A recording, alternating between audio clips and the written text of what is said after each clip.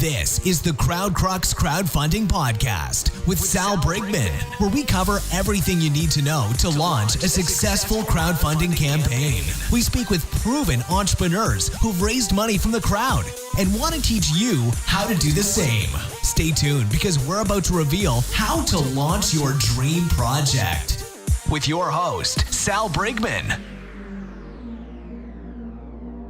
Before we get started with this podcast episode, I want to take a second to introduce you to my friends at Fulfillrite. If you need help shipping out your Kickstarter or Indiegogo perks or rewards, Fulfillrite is the absolute best company for you. I've been working with them for a while and I can vouch for their services. They make it dead simple and take all of the headache out of shipping out all of those boxes, all of those orders to your backers and your customers. If you want to check them out, go to fulfillrite.com at fulfillrite.com. What up, crowdfunders? Salvador Briggman here. Welcome back to the Crowdfunding Demystified podcast. Hope you're having a great day. If you haven't had a second, go and check out some of the archives of this podcast. Check out some of the other episodes. I have on some really great entrepreneurs who share with you exactly what they did to successfully raise money on Kickstarter and Indiegogo. They go through their marketing, all that kind of stuff. Number one, check out other episodes on this podcast and hit that subscribe button. Number two, if you haven't already, go and check out the Kickstarter launch formula in Amazon. This is the book that I wrote. There is an ebook, there's a paperback version, there's an Audible version. If you're more of an auditory listener, you like podcasts like this, you will like the Kickstarter launch formula. So go and check that out in Amazon. And finally, if you're looking for more intensive video training, you're really looking for my exclusive training, the proven and tested strategies that work to get backers for your Kickstarter campaign, you're going to want to check out this next link. So this is at crowdcrux.com/PR. And the reason I use PR, crowdcrux.com/PR is I also talk way more about how to get into the media. How do you get influencers to talk about you? How do they spread the word and really get a little bit of viral lift here? Get some buzz to your crowdfunding campaign. I talk about all of that. I also introduce you to some of my exclusive premium training. This is really for people that are looking to raise 6 and 7 figures on Kickstarter. For the larger raises, if you have a product, you have a budget for marketing, you have a budget to actually raise funds on Kickstarter, you're going to want to check out the link, crowdcrux.com/PR. Without further ado, let's get into today's episode where I interviewed a really big agency in this space. So this crowdfunding agency, they help people just like you run successful crowdfunding campaigns, and they can help you from A to Z. They can help you with the marketing. They can help you with all the kind of stuff that goes into your crowdfunding campaign. We're going to discuss the advice they have. We're going to discuss budget, like all that kind of stuff you're going to learn about in this episode. So I hope you enjoy it. Roy, I am really excited that we finally got to do this conversation here. I've been watching you from afar. You've been making so many great strides in the crowdfunding industry. I know it's been a while since we talked, so a lot of catching up to do. Welcome to the show. Sal, it's an honor to be here on the show. Again, I've been watching you from afar as well. One of these days we'll hook up at one of these crowdfunding conferences. What do you say? Totally, man. So, walk me through what's been happening. Now, I've seen a bunch of different news events that come out. So first of all, I think the big one in the room is this merger that you have. So now Command Partners is with another company. It's rebranded. Could you share with the listeners a little bit about that? Yeah, so Command Partners, I founded that almost 7 years ago now. So doing a lot of crowdfunding and digital marketing for startups. We saw a massive gap in the marketplace where entrepreneurs were coming to us with ideas on napkins. And we were like, that's great, but a lot of these platforms now need the product to be a little bit more fleshed out. It needs to be prototyped. It needs to have a little bit more development behind it.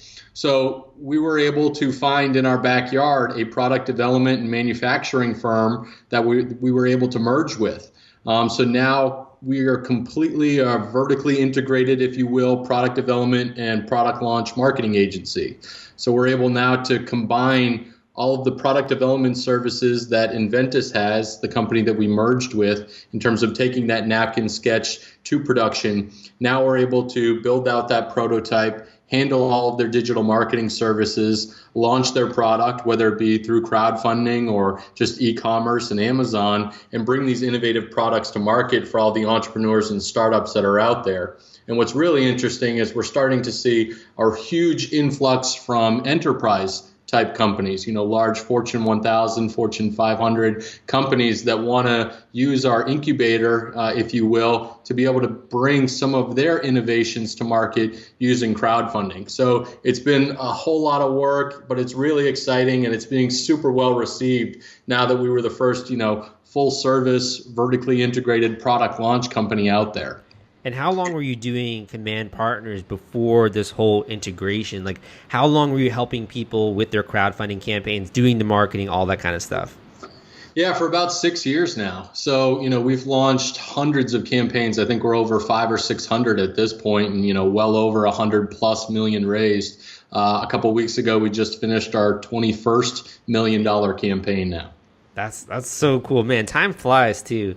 I remember, 2012, Jobs Act, all of that kind of stuff was going on. That's when I got into the industry and really was interested, really just piqued my curiosity. But it's so cool that you have helped so many different campaigns get funding, get the word out, all of that kind of stuff. I think it's just a great testament to your work. No, I appreciate it, Sal. I mean, it takes a team, right? We've been continually growing over the years where now we have, offices in 4 separate cities in the United States. We have manufacturing facilities in Taiwan. We've helped hundreds of entrepreneurs launch their ideas, and it's fun seeing these, I call them my business children, and basically, seeing them come to fruition, their products coming to life, and all of the things that they're doing. I was just on a call right before this with one of our clients that we helped launch a few years ago, and he was now able to raise $2 million from the government of the country that he's in over in Europe, all based on the crowdfunding success that we had. And now that the government's using his product, they love it, and they're actually giving him money to continue and make version 2.0 of it. So, he's just overexcited about, all that we were able to do from the PR, the crowdfunding, and raise him enough capital to actually make this product come to life. Because before it's just, their idea, but we're able to, really see those ideas come to fruition. So it's always exciting. We've got so many different, Google alerts for all of our clients over the years and years that we've been doing this. And it's always exciting to kind of follow along, after we see them graduate our crowdfunding. You've helped a lot of different projects. Do any stand out in your mind you could share with the listeners to give them an idea of, this is a really cool product that you helped, or a project, or a type of founder story? Can you share one of those with the listeners? Yeah, my favorite story, resonates close to my heart now that I have children, is a Bunch of Balloons. So the founder of Bunch of Balloons, a gentleman named Josh Malone, down in Texas, basically had 8 children, and they loved to have water balloon fights. I remember this product, yeah. Yeah, so, it's like super hot down there in Texas. And basically he would spend all day long tying water balloons, and he wasn't able to have fun with his kids. So he created this product that basically screwed on to the end of your hose, and you were able to fill up the water balloons through these tubes and, rubber band system, and boom, instantly you had 35 water balloons per, little tube. And, we took on the campaign. Josh came to us with no money, basically, very, very little capital in hand, because he had been making all of these products by hand, basically, and needed to raise enough money to actually build the machine or factory to automate this solution. So he came to us, we saw the idea, we instantly knew that it was, a big idea and a big hit. But we had no idea the overall success that it was going to be. So, we handled all of Josh's pre-campaign lead generation and marketing for everything, built up a solid email list, launched the campaign. I think we did 6 figures within the first 24 hours. And then within 3 days of the campaign, we had Josh on the Today Show, filming a segment with Carson Daly, being the first ever live Kickstarter campaign on national television.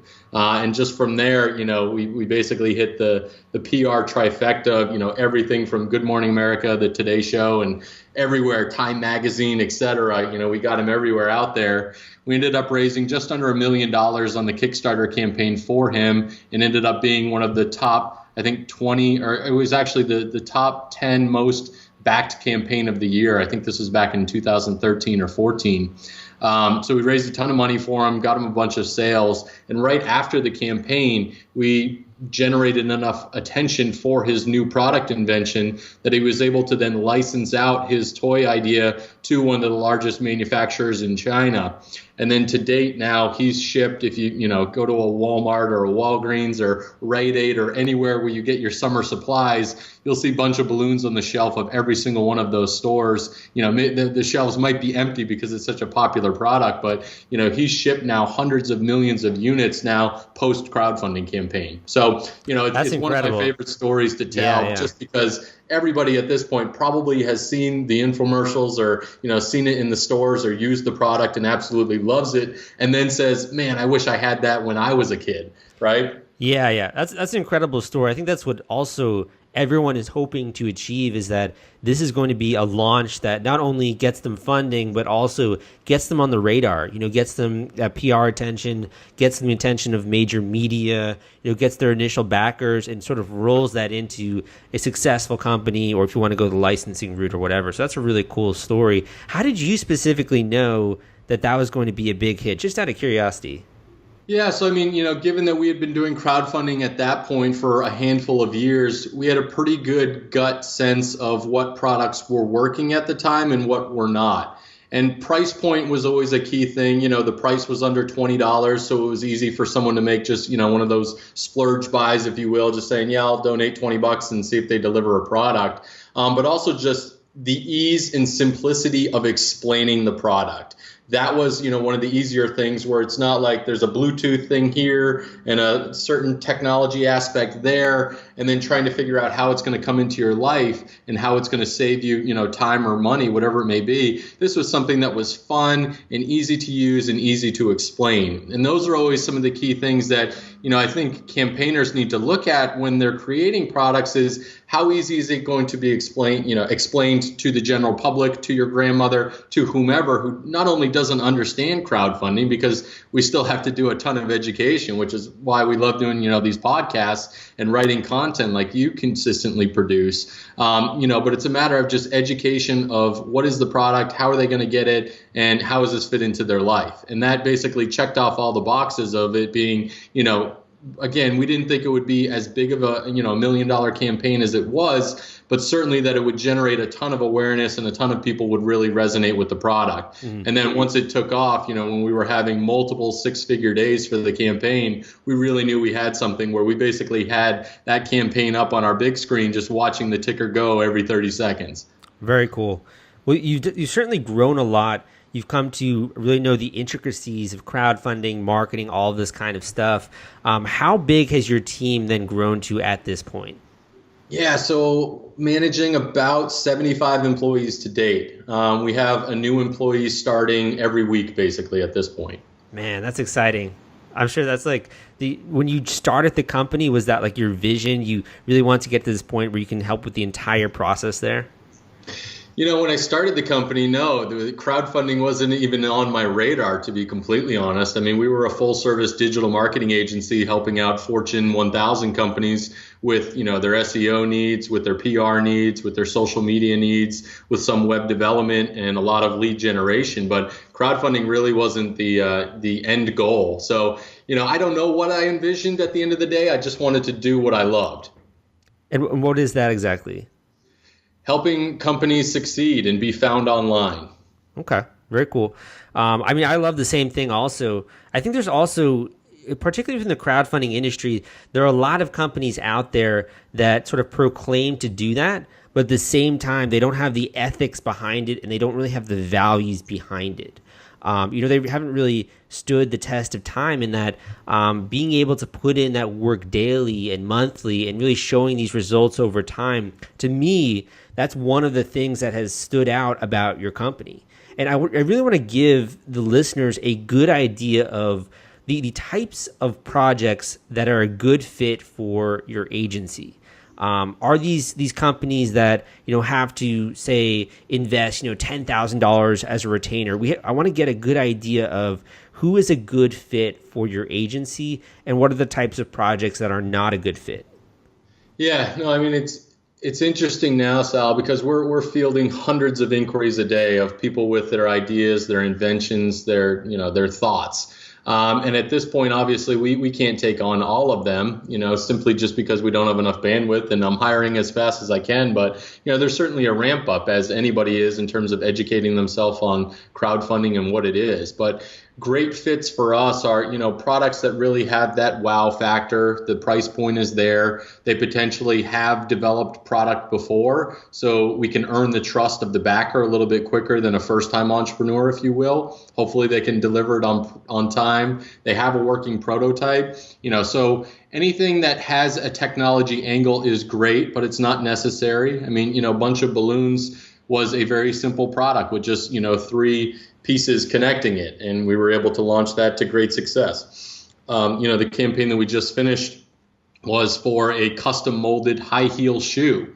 Again, it had some technology elements of it, but it was a fashion product. So we work in a variety of verticals, if you will, but anything that's, in the technology space or product design, those categories can do well. And then anything on the fashion side, we're taking a lot more looks at, just because we've built up these strong communities of people that really want to get the newest fashion item that's coming out. Mm-hmm. And in terms of, these are the categories that you work with, that you specialize in.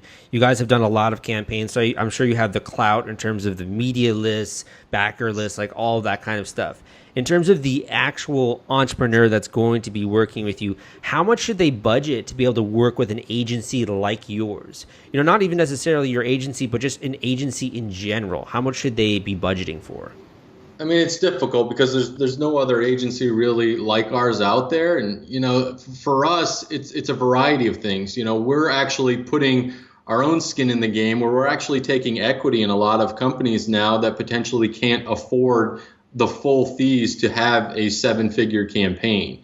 Ad spends and agency fees can reach well into the 6 figures for those projects, simply because it takes money to make money. Honestly, the ad budgets to get attention and awareness for these campaigns, because there's so many other campaigns launching that potentially are in the same category or have launched before and people have already backed them. It's getting more and more difficult to get attention and awareness, as everybody's aware of. It's difficult to get organic reach on Facebook or any other place. So, budgets wise, most of these entrepreneurs that are coming to us need to raise significant capital, usually hundreds of thousands of dollars, to do the next version of their product. Whether there's a technology element of it or a manufacturing element of it or creating molds and et cetera. This is real capital that needs to be raised. And we certainly want to be as transparent with our backer communities when setting these funding goals, the public facing funding goals, because there are a lot of people out there that are setting super low funding goals when they really need to raise a whole lot more money. And whether or not, it's good for the industry or not, yeah, they can potentially take on that capital, but not raise, not produce a product. And then what? It's a bad taste on the backer's mouth. And likely that backer or those backers will never come back to crowdfunding and back another campaign, because they've likely been burned on one thing or another that didn't come to fruition. So to round out your answer, it does take a significant amount of capital, tens of thousands typically, with ad budgets and agency fees. And then, if you add on videography services, that was part of our acquisition. Was we acquired an Emmy award-winning videography team to be able to round out our service offering and handle everything in-house. Okay, and how long of a period is this lasting? How long are they working with you, beginning to obviously learn a little bit about you, then they sign the contract, they're interested, to the actual launch? Are you working with them for 3 months, for 6 months? Can you give us an idea of that? Yeah, again, it's going to vary, of course. Some of the clients that come to us are fully prepared. They have all of their ducks in a row and they're ready to launch in 30 days. that's typically the minimum. We've had, campaigns like Rocketbook that we did, another one of our $1 million campaigns that we basically had 2 weeks to do preparations for because they were under a gag order, if you will, for the launch festival with Jason Calacanis. So we actually couldn't say anything for that one, but we still, raised $1 million with only a 2 weeks heads up on that campaign. In all likelihood, in a perfect world, usually we'll work with our clients 3 months before launch, again, dependent on what services we need to do, whether it's creating all of their creatives, doing their videography, doing their photography, all of the work that needs to go into that. Potentially they may need a landing page or a website built out, et cetera. So usually 3 months is typical in terms of the pre-campaign work. And obviously you stress it in every podcast that you talk with people, but I can't stress it enough how important the pre-campaign is in terms of the actual success of the project. I mean, you should be doing 90% of the work needs to be done during that pre-campaign work before the campaign ever launches. So 3 months of pre-campaign, the active campaign goes on 30 days, and then we have a variety of services that we utilize for our clients post-crowdfunding, whether it's our partnerships with Amazon and JD and all of these other massive e-commerce sites, or setting up their e-commerce funnels and their websites that way, and finally pushing sales once they have a product ready to ship. And you've talked about the new equity option here. Do you ever just take a percentage of, say, I'm looking to raise money, I don't necessarily have tens of thousands of dollars. Do you ever do on a percentage basis or anything like that? Yeah, we're very flexible in our terms. Again, because we've been doing this for so long, we understand that startups, every penny counts. And I still consider us a startup to every effect because I still look at, everything from the bottom line. So for us, we want to make sure that we're maximizing the value for every client that comes in. And a lot of them truly appreciate us having skin in the game with them, that, we're there side by side with them. Everything's happening under our roof. We have equity alongside of them. And it really aligns us very well with all of these entrepreneurs and startups that are looking to take that dive into crowdfunding and launching. I had to interrupt this podcast episode because I want to introduce you to my friends at The Gadget Flow. Their product discovery platform reaches 22 million people per month. They've helped more than 5,000 crowdfunding campaigns thus far, and they have a social media following of more than 700,000 followers. If you want to gain access to their marketplace and list your own product, you can go to thegadgetflow.com/submit and list your project today. Very cool. It seems like there are, I think there's this sort of perception here that in order to have a massive campaign, like it just happens out of thin air. But what I'm sort of hearing here is that in order to have one of these 6 or 7 figure campaigns, you have to be willing to not only invest in yourself, invest in the campaign, but also invest in advertising and marketing, all these different things, these costs that you don't really think about going into crowdfunding. Because people, I think the common notion is, I'm trying to go to crowdfunding to raise money. I'm not trying to go to spend lots of money. What would you say to someone like that who's like, I'm trying to go on Kickstarter to actually raise money, and now you want me to spend more money? I don't understand that. Yeah, I know. It's a little counterintuitive, but again, it takes money to make money. And unfortunately, crowdfunding these days, back in the day when we were launching all these other campaigns in the early 2010s and teens, you could get more viral lift from your organic content and your posts. But now it's pay to play, unfortunately. You have to, unless you have some viral sensation that just goes crazy naturally and gets picked up by all these massive tech sites or, huge following sites on Facebook where these communities exist, it's very difficult to get attention. We're in, as Gary Vaynerchuk says, the attention economy, and we have shorter and shorter attention spans every single day, it seems. So if you're not getting people's attention where they are every day, whether that be Twitter, YouTube, Facebook, Google, etc., it's very difficult to get that organic reach. So it does take a lot potential of capital to get the attention from the communities you're looking to engage or where your customers potentially are hanging out. From your perspective, if I'm going to ask you here, what is the formula for getting attention? Why is it that people are willing to pay attention to one of these products that you put out? What are the questions you're asking yourself in terms of why is it that people are going to click this link, check it out? What do you think on that point? Yeah, I mean, fortunately, Facebook is finally cracking down on some of the people creating spammy, clickbaity headlines. And those people, those companies and agencies are, having a harder time now creating and getting attention. Whereas, the focus that we have prided ourselves on is making sure that the content we're creating, the ads that we're creating have value. Any of this content, your advertising is on its own, kind of that last piece. But what we're always trying to do during the pre-campaign is provide as much value as possible to the communities that we feel are a good fit for this product.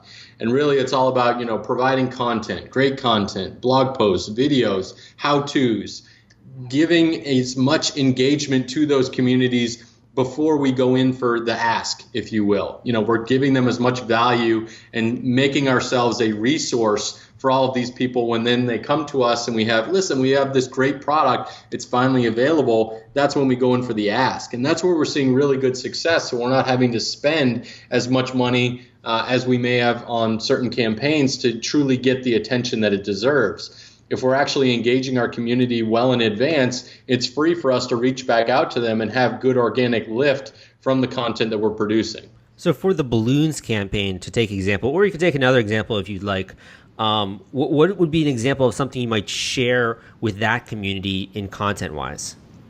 Yeah, so for that, it was, fun ideas for games for children's birthday parties, basically creating different lists or how-tos, anything that engaged that community, the parent that had kids, because we launched that campaign in the middle of the summer. So basically everybody was thinking about getting outdoors and staying cool. So it was just offering helpful tips, or, you can go back through and look at all of the content that we produced, whether it be for YouTube or Twitter or Facebook, for the majority of it, in terms of engaging that community well in advance of, here's these cool ideas of summertime fun. Oh, by the way, when we finally launch, here's a cool product that, will be a big hit at your kid's next birthday party or your next summer party.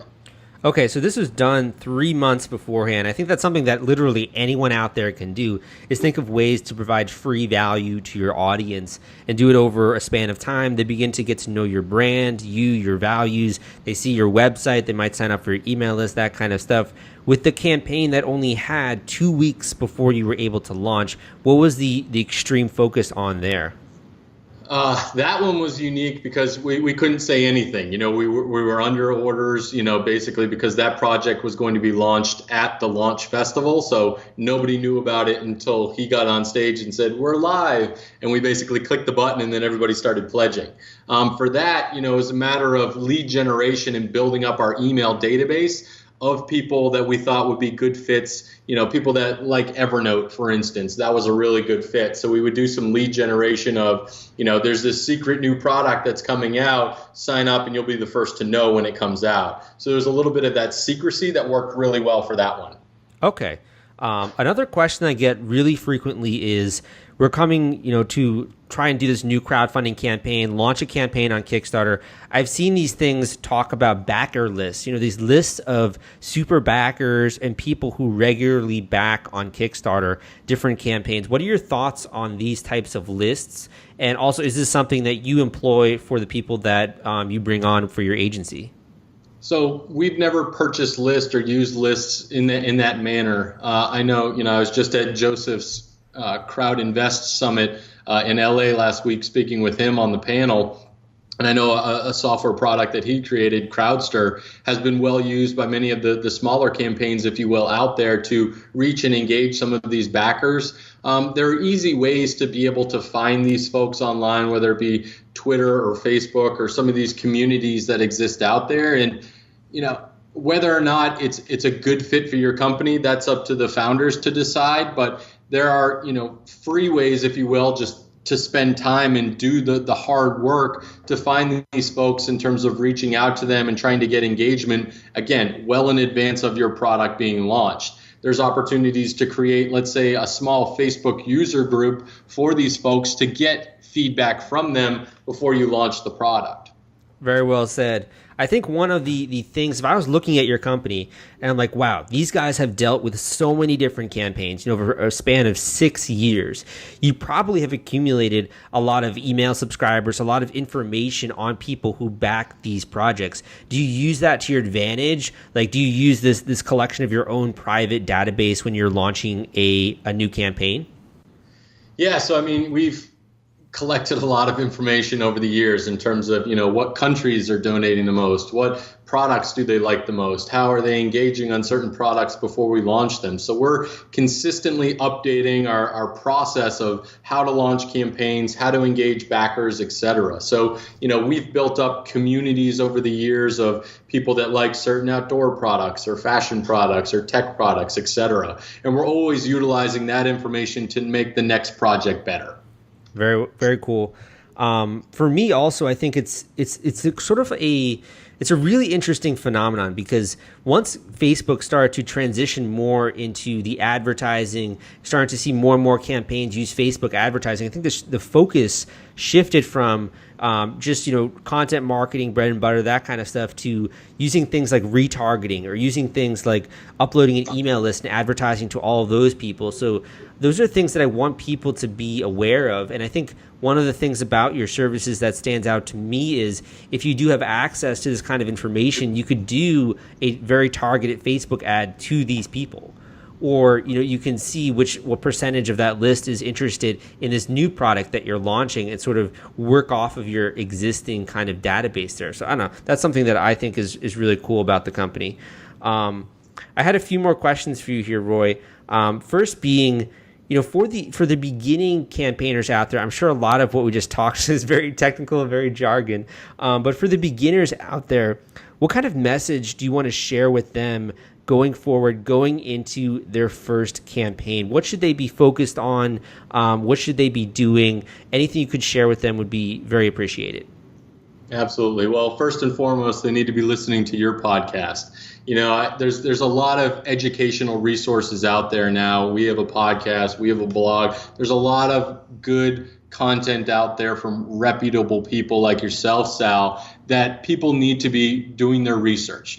Far and away, there's so much more information out there now than when we first began, when backers or, creators, entrepreneurs were coming to us, and we had to create all of this information for them in terms of, giving them the thought leadership on crowdfunding and how it works. And, now there's the opportunity for these entrepreneurs to really, do the work, do the research, find factories or whatever it may be to get your project in the best position possible for a backer to say, yeah, I'm willing to invest into this company because they've done the research. They know how much it's going to take to deliver the product. They know what shipping costs are going to be. They know the manufacturing facility. They know what their bottom line is. They know all of these things. So, research by far and away is the number one thing that every entrepreneur startup needs to be doing, so that they can ask the right questions when they come to us and they know where they need to be positioned. Was there a similar product or project that launched already in the years before them? What did it do? Reverse engineer what they did. Where did they get coverage? Start reaching out to those journalists, again, giving them value.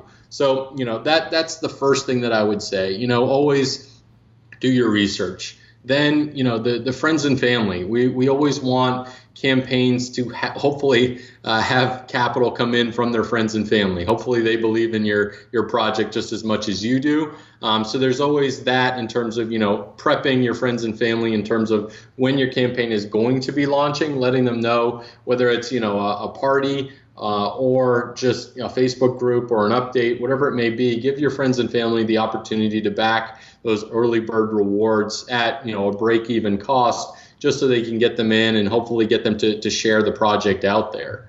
Engaging videos. Again, this is, one of the key tenets now, where Facebook's investing a whole lot more heavily into video content, as are we. And, us acquiring an Emmy award-winning videography team. We're investing a ton of money now and capital and resources into video, whether it be on the advertising side or just the promotion side of creating this content that's engaging. I think a lot more people want to watch the videos, whether they're, these short little 15 or 30 second blurbs to your full 2 to 3 minute campaign video. you can tell your story a lot faster through a video. And typically we're seeing, organic reach of videos specifically on Facebook start to climb even higher and higher than just long form content, if you will. Outside of that, going through my top 10 list, if you will, Sal, an easy to read and understand Kickstarter page, that also goes back to your product itself. Make sure that it's so easy to understand that a caveman could do it. No, but make it easy to understand that someone can go to your page, understand your product, and then when they click on pledge, understand what they're pledging for. So it's easily spelt out for them. Having as many images and use case scenarios on your product page. If it's a water balloon fight, it can be used in a park, or in your backyard or wherever it may be. Show all of those different use cases so then people can say, oh yeah, I see myself in that position. That's, that could be me. So yeah, I'm going to back that. So there's a lot of things there that could basically pull it up. And then, social media, certainly you have to use it now. You have to have profiles. You have to have, accounts built up. We see a lot of engagement just on certain channels, whether it be Facebook for the most part, but Twitter, Pinterest even, and YouTube being, probably our top 4 in terms of where we see the most engagement. Interesting. And then, always have, PR. I think it's downplayed a lot with a lot of the other companies that are out there, but PR really can elevate campaigns to new success. We're able to, just a Today Show appearance alone raises multiple 6 figures for a project on that day. And, we've been on the home pages of Huffington Post that bring in 6 figures those days. So don't downplay PR. There's a large opportunity with PR that can be more cost effective than advertising sometimes. But when you combine those 2 elements, like we do for a lot of our clients, where we combine our PR efforts and journalist database and influencer database that's now over 300,000 folks, and you coin that, with a Facebook ad campaign, you can really elevate your campaign. That's a ton of information. Thank you for sharing all of that. It's a lot of stuff for beginners to sort of sink their teeth into, to begin to get going with their campaign, where to focus on, all that kind of stuff. The last question I have for you here, Roy, is I also have listeners in the audience who have launched 2, 3, and more campaigns on Kickstarter and with different crowdfunding platforms like Indiegogo. I'm speaking to the crowdfunders in the audience who have already launched a Kickstarter campaign, or have actually even successfully run a campaign. And the reason is, I think you will understand this pain point most. And that is, when you finally do raise money on Kickstarter or Indiegogo, the hardest part is not collecting the cash. The hardest part is shipping out all of those perks and rewards to your backers. It is a nightmare, my friends. It's a lot of spreadsheets, it's a lot of headache, and it's a lot of stress. That's why I recommend BackerKit. If you have not heard of BackerKit, they help you collect surveys, they help you collect data, and the entire fulfillment process is just so much easier and so many less spreadsheets when you use their software. You can check them out at backerkit.com and use CrowdCrux for a special discount. Do you have a message for these more seasoned veterans, or anything that you think that they should be on their radar in particular when it comes to crowdfunding? Well, first and foremost, let me congratulate all of those folks. I mean, one, the fact that you launched your product or your company potentially using crowdfunding, and now you likely have a business around it with potential employees, that's great. And we love working with creators that can create multiple product lines or multiple products off of that initial offering. Likely they're already engaging their communities and their backers a significant amount in terms of what product do you want us to launch next. I mean, we've worked with clients that have done a dozen products on crowdfunding because they keep asking their crowd, what next product should I make? So, continue doing those things. Obviously, like you had mentioned earlier in terms of the retargeting and uploading those customer lists into, Facebook and Google to keep trying to target different audiences, lookalike audiences to those constituents that have backed their campaigns. Outside of that, I mean, look and see what's trending, in terms of, the next product that you should be creating, but also make sure you stick to your roots, know what you're good at and know what your customers want, and try not to stray too far away from it. I've also seen live video being just a major thing people have been doing, either Facebook Live, Kickstarter Live. Do you have any thoughts on if that's effective? Oh, it's totally effective. I mean, almost all of our campaigns now on Kickstarter, we do at least one Kickstarter live for them. And it really gives you the opportunity to not only put a face behind the project, but just ask, your questions right there on camera and get them answered so that you're building trust. That's the whole beauty of live video. You can't lie. Well, I mean, there are opportunities to kind of shield things potentially, but with live video, it's very difficult to it's fake transparent. Yeah, it's way more transparent. Exactly, and that's one of our core tenets is transparency with all of our customers that we work with, is showing everything that's happening, educating them on what's happening, and we want our creators to do that with their backers.